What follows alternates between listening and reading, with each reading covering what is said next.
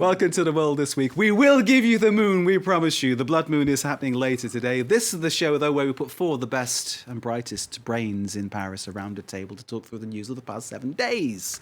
So without delay, our guest, Christopher Dickey, foreign editor of The Daily Beast, our partners in this programme. Sir, thanks for being with us. Pleasure. Elisa Rubin is from the New York Times, bureau chief here in Paris. Thanks for joining us.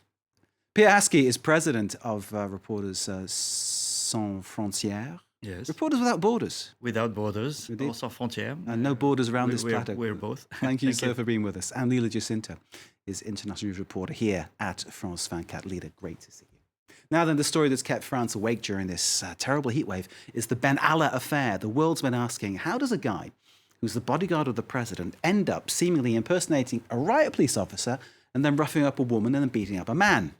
Macron called it a storm in a teacup. As I said before, all of this is a storm in a teacup. Something serious happened. It warranted an immediate and proportionate response from the presidential palace. Then there was a media frenzy, which did not come from me. There's work that needs to be done by the judicial system. I have to protect their peace of mind. Then there's the president of France, who will continue to work and nothing will disturb him. So Macron calls it a storm in a teacup, but I wonder how much this has damaged Macron's reputation. Christopher. Well, I think there was already sort of a building resistance to his programs and a desire to find something to get on him. The unions didn't seem to bring him down. The strikes didn't amount to anything really significant in French society, nothing like in years past. And so all of a sudden, you have this thug who was his bodyguard, who I guess had been a thug bodyguard for people in the Socialist Party before, but who goes way overboard, joins riot police at a demonstration on May 1st, as you said, roughs up a woman, and then really beats the hell out of one protester, kicks him in the solar plexus as he's stepping over him. And it was really an ugly scene. Like all affairs of state, what really made this bad was that there seemed to be a cover-up. And first the Élysée, the presidential palace, tried to ignore it, said there wasn't much there. Finally, when Benalla, the man in question, was identified by Le Monde, then the whole thing, this was weeks later, the whole thing blew up. And it continues with us to this day. But, frankly, I think it is a tempest in a teacup. I think this doesn't amount to much that will really damage Macron's next 4 years in office. And I think it does hurt his credibility. He looks like he's on the defensive, certainly in the video clip. But he's got a long time to go, and he has a parliament that's entirely indebted to him, for where the majority is entirely indebted to him. And of course, that motion for a vote of no confidence from the opposition isn't going to get any traction because of the fact there's such a big majority. No, yes, even though you have the left and the right who hate each other united in saying this is an affair of state. But I don't think it's really, I think it's a summer story. Alyssa, it's not Watergate then? No, I have to say I agree with Chris. I think that the most interesting part of it is that legislators who have been in the opposition have been trying to find some way to get at Macron, and they really haven't been able to find anything.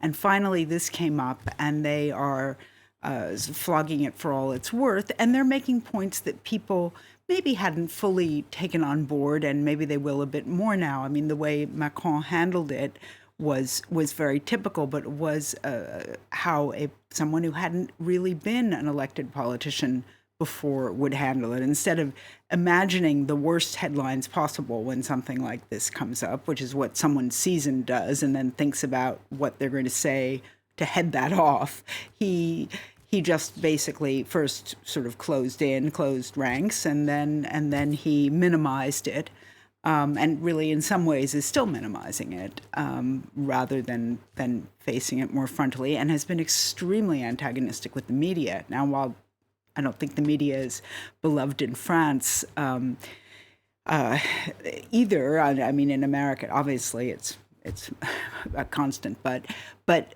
here there is somewhat more respect for the notion of the role of the fourth estate, and Macron doesn't really share that. Indeed. Everyone loves France 24, I must point out. In terms of France, though, as Christopher was saying, the left and the right kind of united on this one, because it was funny to hear Marine Le Pen saying some things that I think most people agreed on about the questions that needed answering, Pierre. Yes, but as Chris said, they've been trying to corner Macron on other issues, and particularly on his reforms, and it's failed until now in the past 18 months or almost. And it's the first time they have something to grab that where he is on the defensive. And it points to the weak side of Macron, which is the way he organizes his power.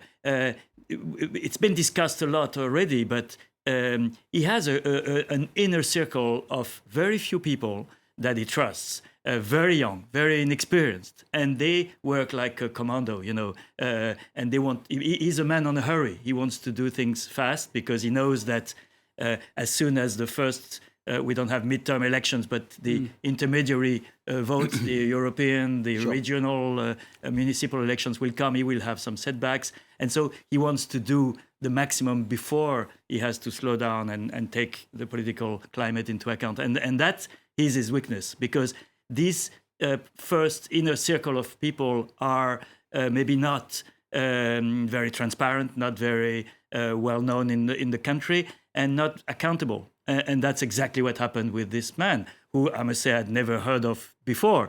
And here you have a man who is 25, who, as Chris said, was doing the same thing with the Socialist Party before and joined the campaign of Macron, and who has incredible power. And as he said himself in an interview with Le Monde, the power you have when you work in the presidential team depends on how close you are to the president. And he was very close to the president because of this security responsibility, organizing even the holidays of the president. He had the key to the family house in Le Touquet, so, and that gave him a lot of power. One of the police officers said he didn't dare saying anything to Benalla on the 1st of May because he was coming from the president. And so there you have a democratic issue, which Macron has chosen to address in his own way, which is interesting. In the past, in any political system, you look for a scapegoat. A minister will be fired, the chief of police will be fired,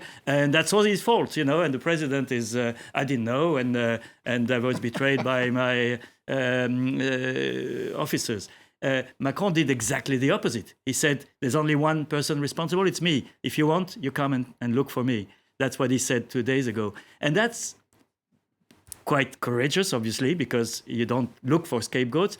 It's also dangerous because you're exposed. And if the scandal doesn't calm down, which I think it will, to be honest, he will be on the front line, and he will be the man to look for. I suppose it depends what gets revealed next, doesn't it, Lila? Well, I mean, I agree with everybody here. But How boring is that? I'm sorry. We disagree on other things. However, if you step back, right, there was the initial cover-up. The media did it. Le Monde did its job. Was it a cover-up? Well, there was a silence. It smelled like a cover-up, didn't it? Well, but the thing is, the media has not, once Le Monde went about doing its job and exposing what happened, then there was accountability happened pretty quickly. There were investigations, there's a parliamentary inquiry ongoing, etc. But then at that stage, that's when it became a media frenzy. And frankly, when you have people like Marine Le Pen and Jean-Luc Mélenchon, who are really not known for surrounding themselves, by extremely calm people, they themselves surround themselves by extremely thuggish people, then that's when you're starting to have a credibility problem. And then, of course, when these you're talking about the extreme left and the extreme right, just going at it, doing a circus, basically, walking out of the parliamentary committee, etc., that could turn the tide for Macron. Because, as Pierre says, he's been going through all these reforms with no backlash against him. So I'm not sure, there'll be the summer vacations coming up, and I think this will roll over. It's all going to blow away. I think the most damaging thing to him is exactly what we were doing behind you, which is showing all those pictures of Benalla essentially as the body man, as we say in the States, of Macron. He's next to him all the time. They're on bicycles together. They're with Brigitte, his wife, together. They're all the time they're together. However, Hollande, the last president, his bodyguards were taking him away on a scooter, buying To meet his croissants mistress, to meet yes. his mistress. So, this is also how French presidential security guards seem to function. They have a very close relationships while they are nipping away to their mistresses. And so even that is not really that new in the French but we context. haven't caught Macron doing that yet. No, not. But as you said, the key is what is missing, whether there are What's the next facts revelation, that we don't know, and also the contradictions in between the chief of the police, the minister of interior, the chief of staff of Macron himself. Their stories don't fit, and so it depends whether these contradictions are minor or whether they hide a bigger story that we don't know yet. Yeah, exactly. I mean, the suspicion in a case like this is that a man who was that close to Macron, who was his body man, who would be used by Macron to do the kinds of things he didn't want anybody else to know about. So if you focus on this guy and you reveal enough about him, maybe you find a payoff here, maybe you find a mistress there, maybe you find something out. I think as a reporter, if we were really interested in this story, and honest to God, nobody in America gives a damn about this story,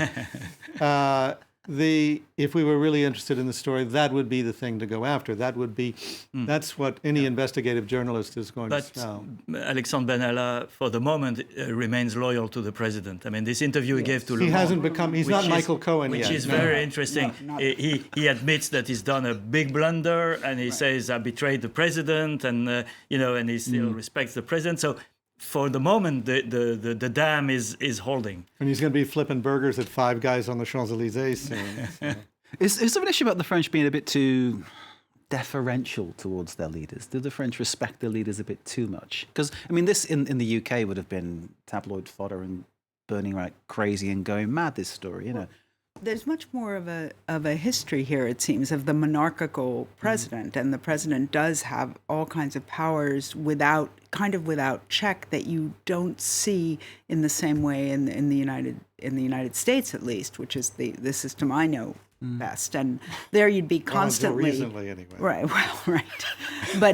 But you'd have ministers hauled up and really cross-examined, and while there was some of that for Collomb, people being subpoenaed and records of, all kinds of things would be done in a case that was of comparable note, which probably wouldn't be this kind of thing exactly. Because Gérard Collomb's testimony when he was questioned about what he knew, and the number of times he said, "I knew nothing." I've never seen anybody ever perform such a way when they've been asked questions about something that technically should be part of their remit. It was crazy, wasn't it? Well, and no one really protested that much about that. It was Speak up. Trump says that all the time. right. And he gets away with it. but the thing is, Macron has had a very tense relationship with the media since he was elected. He's been trying to break the kind of very close relationship that Hollande was having with the political reporters. And so that explains the media frenzy that we've had, that they're taking a revenge on him. And I think what we've seen in the past week has been quite unusual in France, that kind of desecration of the presidential figure. And he himself shot back when he said, "We have a press here that's not interested in truth." And I think this sentence is completely Trumpian. It's totally inappropriate. Yes. And I was shocked. I mean, I'm the president of Reporters Without Borders. To be honest, I expect that from Donald Trump. I don't expect it from Macron. Indeed, it's a shocking thing. And if you bite the press, there's always the risk that the press will bite you back at some stage, isn't it? This is the issue. So, except that the press is unpopular. Journalists are not popular in this country. So if you ride the wave of unpopularity of the media, you target them. He hasn't chosen a general as a scapegoat. He's chosen the journalists who have revealed the case. if in doubt, blame the journalists. Hey, it happens. Blame the messenger. Yes, it's an Like old all trick. the time. So in Fake terms, news, in fake terms of what happens next then on this story for Macron, because you're saying it's over, it's finished. No, I'm saying it is a storm in a teacup. it will die in August, like all stories die in August. I mean, it's true. That is a pattern. It is a pattern. Yeah, it is a pattern, definitely. You know? Except that I think the opposition will try to use the temporary weakness of Macron to bring back in September the social issues and all the antagonism to the reforms, based on the fact that, look at this guy, he's doing... Right, we oppose the he reforms because he had a thugs, thug as a bodyguard. I think that's a hard connection Well, to no, make. I think it's more a matter of But you're right, they'll try to do a that. kind of sure. attitude of impunity. And I think Macron is not very sympathetic to how ordinary people feel about his reforms. And I mean, there was just a woman the other day in wherever he was recently in the South, and she was trying to explain about her situation. And all he did was lecture her. And she was saying, I can't pay the bills. You don't understand, I'm not making it. And he said, well, you're blaming the state, and really these are local taxes and or local fees, not state fees. And I think that here too, he didn't really understand that it would be offensive to people to see someone without the right authority doing that kind of beating up. The police, after all, do that a lot. The problem was Mr. Benalla It's true, wasn't isn't it? supposed to be there. He was freelancing as a... And that's the ironic thing, isn't it? Because if it had just been a normal police officer doing that, we wouldn't be discussing it. no. We'd We'd go, never know oh, his well, name. c'est la vie, vive la France, and we'd have just Right. had a We glass would of never wine and know his moved on. name. Yeah. Yeah. We need to take a pause. These people will keep talking. You enjoy the adverts. We'll be back in a few minutes.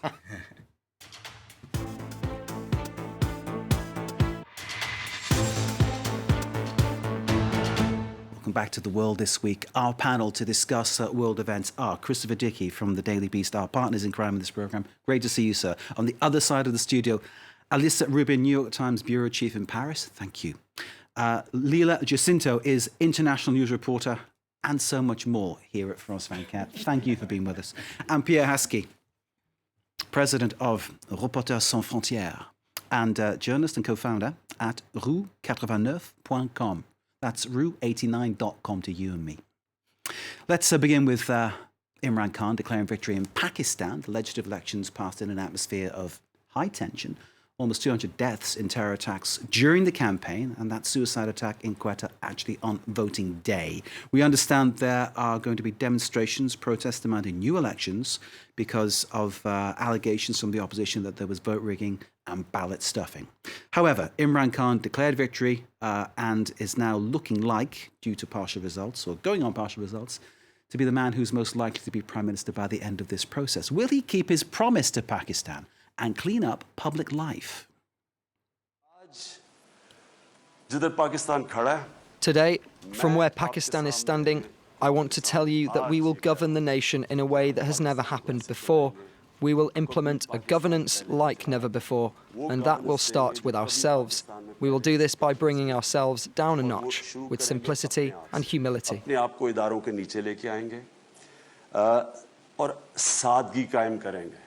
Imran Khan, an absolute superstar in his home country because of his cricketing exploits. And if you understand cricket, which few people do, you'll know that cricket and politics go hand in hand because it's all about strategy, it's all about determination and getting the best out of every possible situation. So I'm wondering if Imran Khan is the man of the situation. Christopher.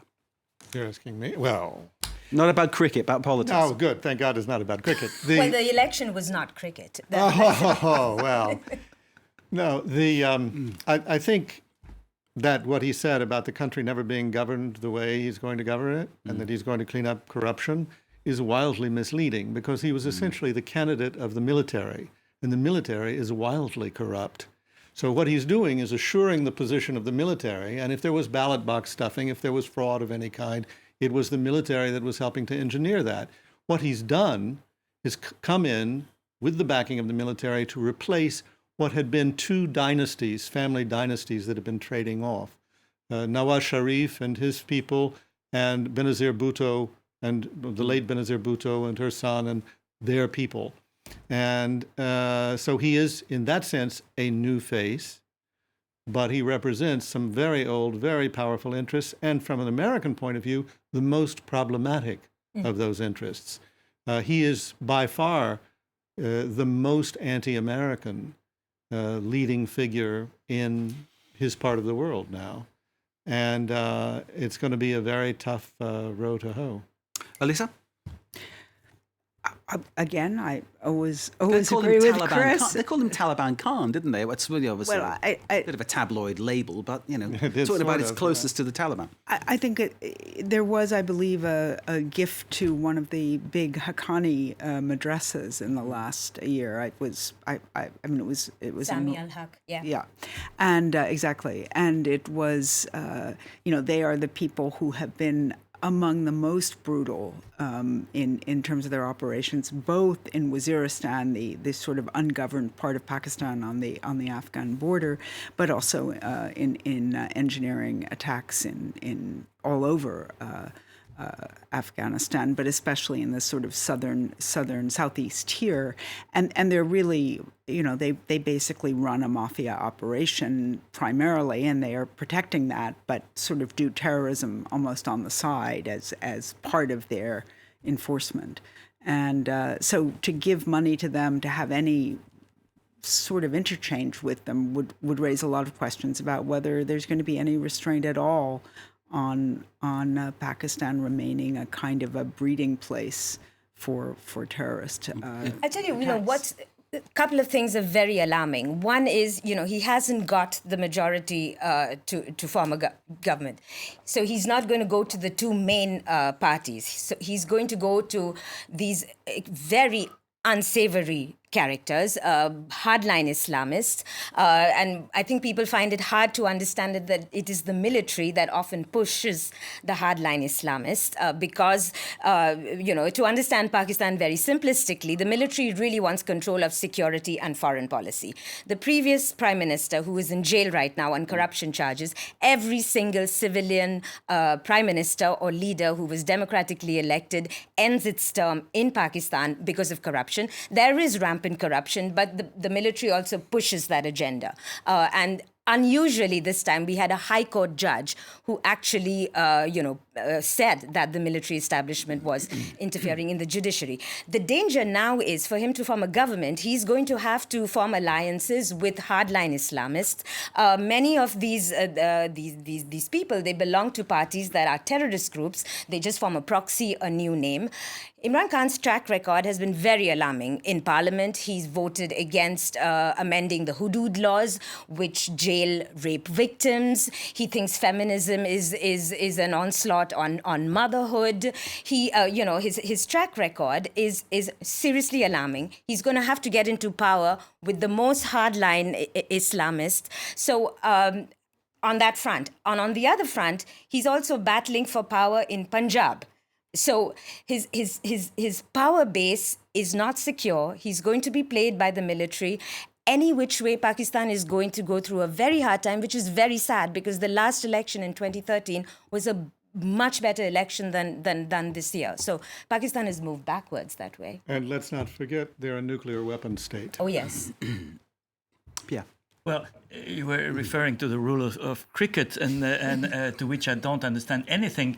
But Pakistan is a little bit easier to understand, and it comes back to what is the role of the army, and the army is the key to this election, and is going to be the key to Imran Khan's possible rule, and that's the big issue in the whole picture, and that's where the opacity starts digging in, because the army has been over the past decades, whatever the regime, whatever the government, whatever the political or clan in power, has been the playing triple, quadruple games. Nobody knows exactly, and that's even the American governments have been confronting that regularly, this issue, and have never been able to crack it or to solve it. Well, and I think one of the problems within that is that the army and the security services, the ISI, the intelligence, are all made up of factions. So some of the factions are, in fact, probably relatively straightforward and a bit more wholesome, but a number of them which hold the balance of power are not that way and work for different other other factions, political factions in the country. And that means that you never really know who you're dealing with. So for international partners, it's a bit of a nightmare. And what's the importance of having a stable Pakistan, or the importance of keeping that country in its position and functioning and working well and talking to the US and talking to everybody else? Well, I mean, there are several issues there. I mean, the first one being the nuclear one, as Chris was saying, which is the obvious one. You'd rather have a stable government that has access to nuclear with weapons. India next door. But you also have a regional context, which is, you know, the I'm thinking Kashmir, with India, which are still always problematic. You have Afghanistan, which is an ongoing, the longest war that the US has been battling. And you have the role of China, which has invested billions and billions of dollars in Pakistan, in this corridor. It has built a deep sea harbor that is more or less a military base too. And so you have all the ingredients of a major confrontational base if you have an unstable Pakistan, and that's plus the potential for violence, which has always been there in Pakistan. And also, No, go ahead. Also economically, he's probably going to have to go to the IMF for a bailout. I really don't think Washington is the IMF is going to take kindly to him, because his program talks about Islamist welfare state, which nobody really understands what his economic policies are, which comes back to your point. He's probably going to have to look at China to bail out the economy, which means very little accountability. And this in an extremely critical area, with China playing the Silk Road game, Pakistan playing both Afghanistan and India on the other side, it could get seriously troublesome. Well, and I think also, I'm just reflecting, in some ways you're better off if you had a military dictator who had seized power, because at least that person would be the front man who had the authority, as Musharraf did for a long time. With this guy, he's the face of a government, and we don't know who has the real authority. Do we think he's going to start ordering the military around that put him in power? No, we don't think that at all. Although there have been some civilian leaders who began, Nawaz Sharif was the military's boy, and then he was the one who took on the military. And then what happened to much him? more. Oh, yes, that's what happens. 10 years for corruption, indeed. Time to move on. Mezut Ozil retired from international football, or soccer, this week. The German midfielder citing racism within football, within the German Football Federation and the German national squad. It was all over this, posing for photos with Turkey's controversial president, Recep Tayyip Erdogan. This kicked off a row over national identity, all exacerbated perhaps by Ozil's below-par performance at the World Cup. So Ozil, Turkish origins, but playing for Germany. This is what he said in the eyes of Grindel, that's of the German Federation. I am German when we win, I'm an immigrant when we lose. I think we've heard these kind of sentiments from other footballers who say that, I think Karim Benzema, when we win, I'm French, when we lose, I'm an Arab. Romelu Lukaku, when we win, I'm Belgian, when we lose, I'm Romelu Lukaku of Congolese descent. There's this whole kind of idea of racism within football and national identity. And I'll throw this open to everybody. Can sport and racism ever be separated? This is the question. Is sport just like society? That's the same issue, isn't it, I suppose? I think it is like society, although sport has often been used as a sort of avant-garde for trying to integrate society better. I mean, that was clearly the case in the United States with Jackie Robinson in baseball. And of course, all the playing fields of the United States are very, very integrated. In fact, much more integrated than American society. But in that sense, it's a positive thing. Here in Europe, it's absolutely true that when they win, it's all, everybody's one nation. And when they lose, and Germany lost in a rather humiliating fashion, then it's the fault of the immigrants. It's the fault of whatever scapegoat they want to find. But it has to be said that Ozil met with Erdogan, who isn't exactly the most popular person in Europe right now, for many reasons, and especially in Germany.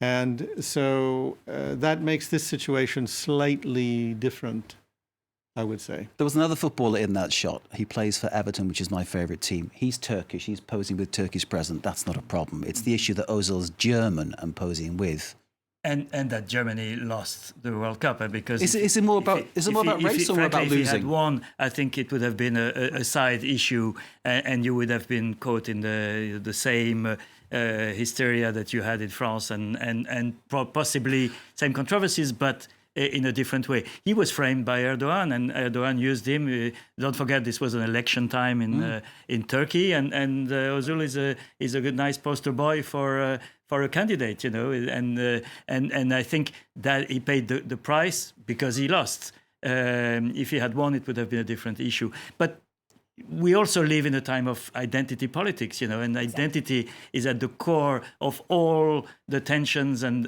the struggles on the continent, and that's part of it. And I think many people found a way to express a kind of racism. I think the word is valid. That they wouldn't have dared using otherwise. Listen, I mean, in his Twitter statement, he said, "I have a Turkish heart and a German heart," but he needs a post-identity brain, which would have alerted him to the fact that you do not pose, especially with a leader like Erdogan, unless you really understand what is going on. And Erdogan, among all leaders, has really politicized the game of football. He himself played in a semi-professional capacity. You would think he was a professional player the way he goes about it. He's completely politicized that game. What Ozil's... First and foremost, Ozil did not make any statement about that meeting. That meeting happened in May. It was a PR coup for Erdogan. The other two players did come out with statements, which is why the backlash wasn't so hard against them. His first and only statement was a resignation. And then he ends up, for whether he wants to or not, absolutely give Erdogan and the AK party the PR coup that they were looking for, which is Europe does not treat its immigrants fairly, which is a bit of a stretch for a player who has won Germany's best player for the past 5 years. Indeed. I mean, at some respect, yes, there is racism. There's racism in football as there is racism in society.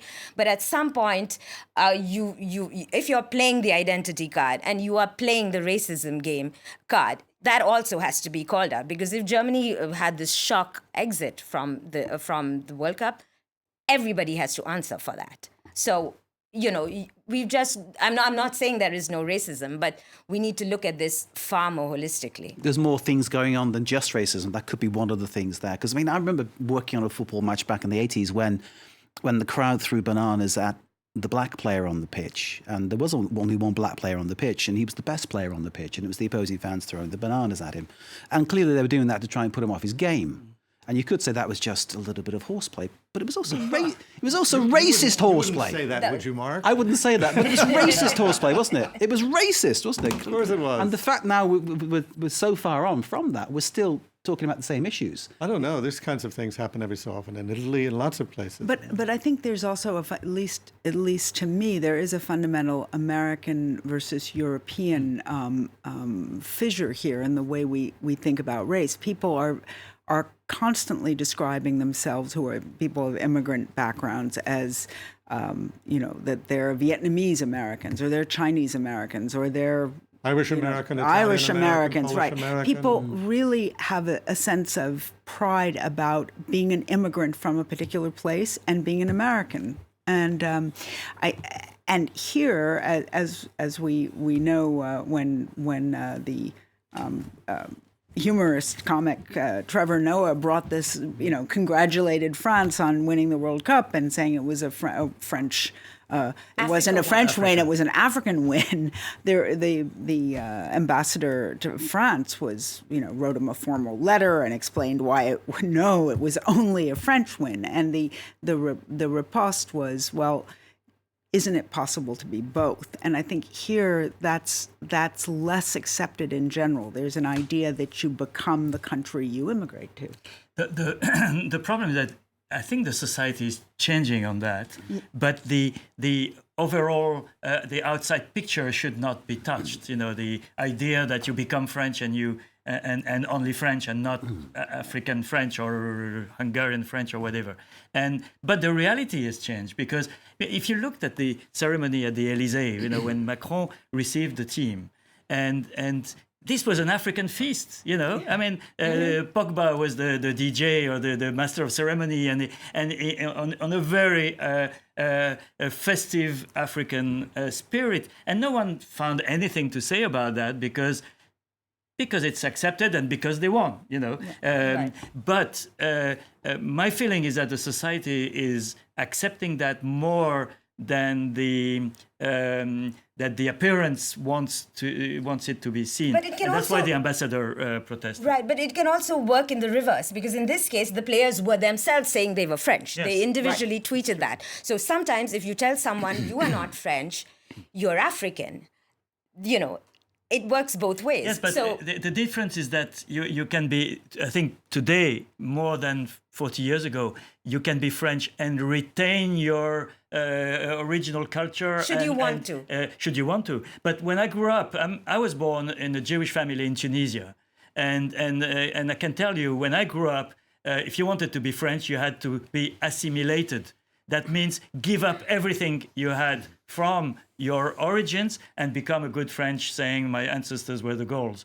And that's what it was 40, 50 years ago. Today, it's not true anymore. And I think no one is expecting any child in Saint-Saint-Denis to say, or at least to believe, right. I mean, or to believe that his ancestors are right. the Gauls. Today, did you see that Obama made fun of that? Yes. Oh, yes. Yes. Oh, yes. But he was good because he pointed to that, and then he said, "But they're French," and that's the bottom line is that. And as you say, the players themselves say they are French. We need to leave it there. Thanks to everybody. Media Watch is next.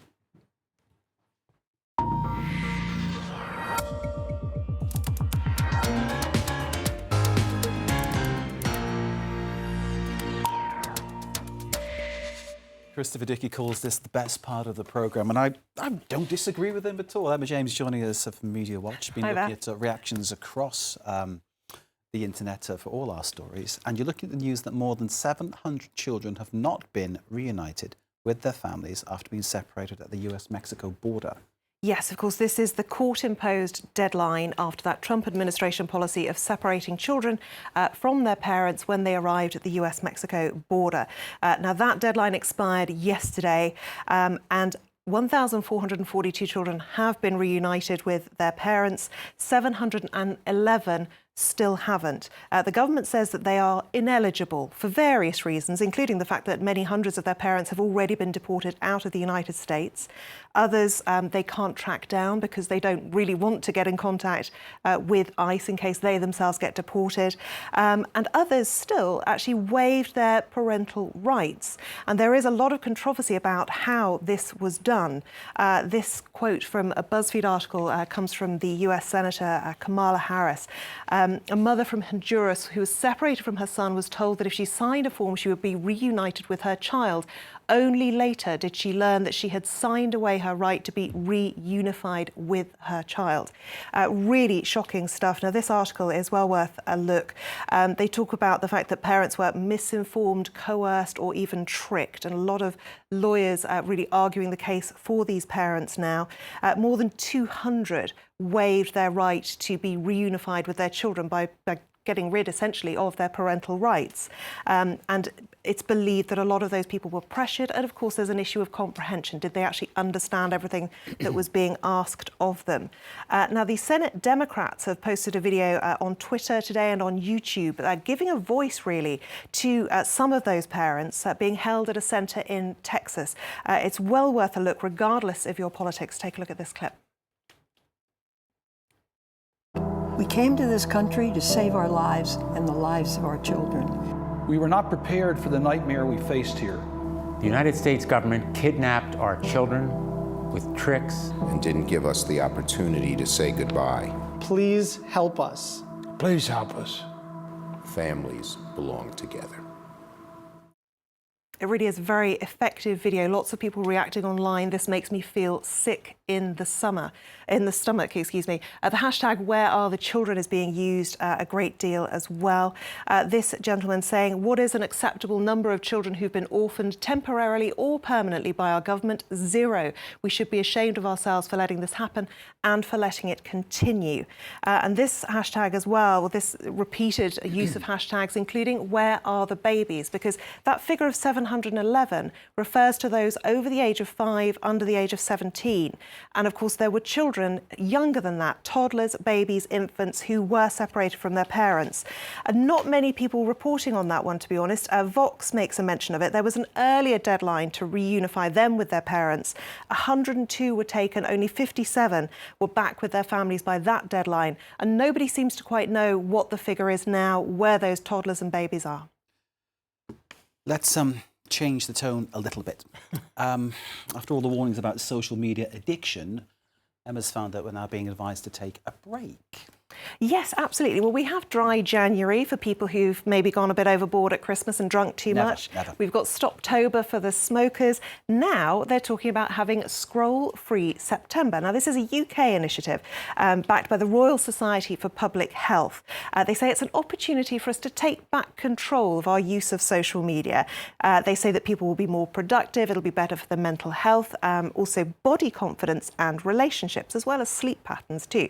They've got a brilliant quote in this article saying that social media, like fire, can be a great servant but a deadly master. And we are getting lots of warnings about how it can affect our health, being too reliant on social media and addicted to it, essentially. A good relationship, they say, is one of balance. Now, 7 out of 10 young people say they've been cyberbullied on social media. 1 in 5 say they wake up in the night to check their messages.